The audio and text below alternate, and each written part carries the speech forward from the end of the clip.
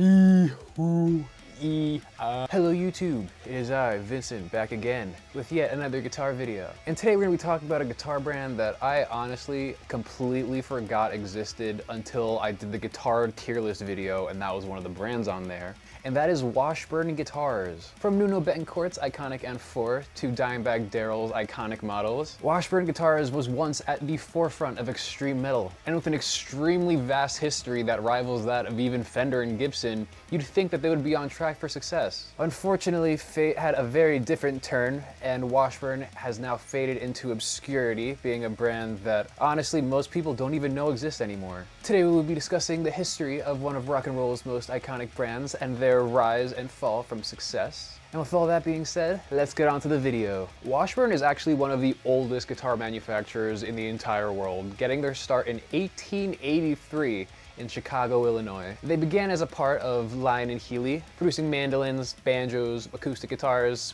things of the sort throughout the late 19th and early 20th century, developing a very good reputation for both their quality and innovation in the folk and country sphere. They've been around for so long that their instruments actually precede rock and roll, which is actually kind of funny to think about. But it wasn't until the late 1970s and early 1980s where Washburn really got its name for itself. During this time period, Washburn transitioned from a legacy acoustic guitar maker to becoming a more serious contender in the then modern electric guitar sphere. Their guitars followed most of the tropes of the time, being very brightly finished and having very crazy shapes, and being loaded with specs that appealed to the classic shredder type. Models like the HM series, the Stage series, and then later the Nuno Betancourt N4 became icons of their shredder era. And at the time, they were doing great with their artist endorsements. Like I mentioned before, Nuno Betancourt, the guitarist for the band Extreme, became probably Washburn's most iconic artist behind Dimebag Darrell, obviously, with his N4 becoming one of the most recognizable guitars of the 90s and one of the most popular signature guitars of all time. And then obviously we can't have a video about Washburn without talking about Pantera. Dimebag Darrell was with Washburn briefly between his Dean endorsements,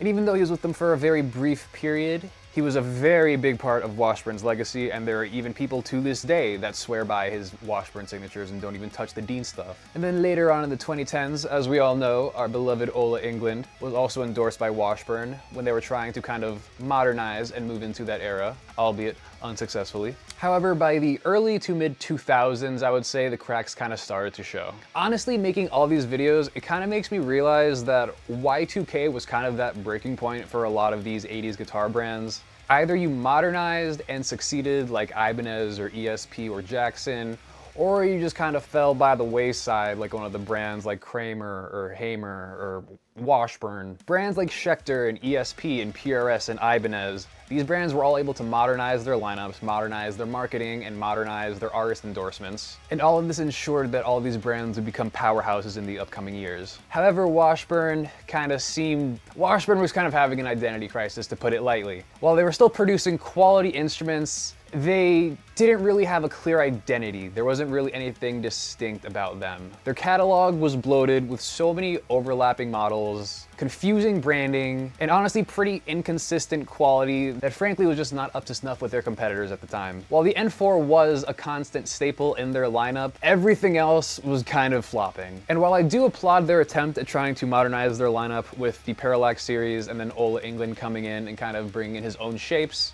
ultimately, it did not work. And then what I would consider the final nail in the coffin for Washburn's fate is the fact that their biggest artists just kind of took their shapes and then left and started their own brands. The most notable example is obviously Solar Guitars. Ola took the shapes that he developed with Washburn for the Parallax series and then created his own brand that's amazing, that people love, and it's incredibly successful, which I'm sure eats the people at Washburn up inside so much. And then Nuno Betancourt, who's probably been the biggest staple artist that Washburn has had throughout decades of building guitars. He just left and created his own brand, Nuno Betancourt Guitars. So with not only losing their most iconic artists, but also losing some of their most iconic shapes, it's no wonder why Washburn is kind of floundering in 2025. So what's Washburn doing now? Technically, Washburn does still exist under the US Music Corp. They still make some acoustics, they still make some like entry-level electrics, but they don't have nearly as vast a catalog or nearly as high-quality instruments as they were known for in prior decades, like in the 2000s and the 90s. They've just become a shadow of what they used to be. A tragic reminder that no matter how iconic or great your guitar brand once was, and no matter how much history you may have behind your brand, you are never too big or too old to fail. As I've stated countless times in a gajillion million videos, innovation and artist endorsements are the lifeblood of brands, and unfortunately, Washburn was just not able to compete with the other brands of the time. Still, it's impossible to understate the impact that Washburn Guitars has had over the years.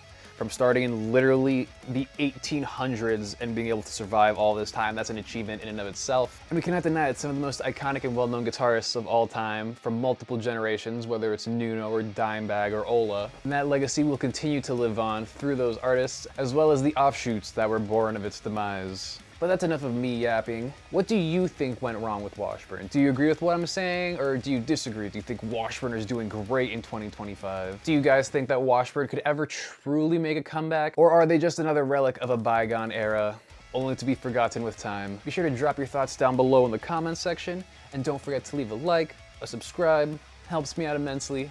And with all that being said, I will see you guys in the next one. Peace out.